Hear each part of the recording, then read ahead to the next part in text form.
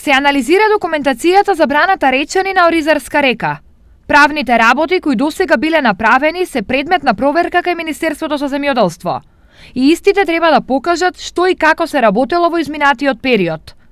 Министерот Николовски е дециден дека акумулацијата е во планот за работа, а овој капитален проект во моментов се наоѓа во напредна фаза. Министерството и управата за водостопанство ги интензивира сите чекори и подготовки кои што се однесуваат на добивање на градежни дозволи за овие капитални објекти каде што инвеститор се наоѓа Министерството. Биле запоставени, односно многу од овие процедури кои што се и во Министерството и матично, но и во Министерството за транспорт и врски не биле направени до сега. Освен браната Речани, најавена беше и изградба на браната Баргала на Козјачка река.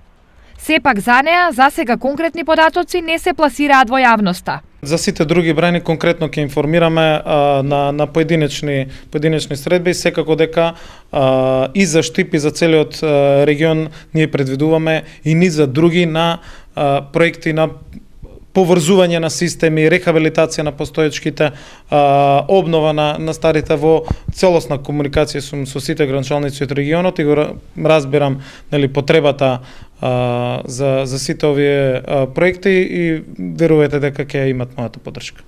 Во меѓувреме од Министерството за земјоделство најавија дека 10 милиони евра ќе се вложат во реконструкција и изградба на водоснабдителни системи, а дел од овие пари секако ќе завршат и во источниот регион.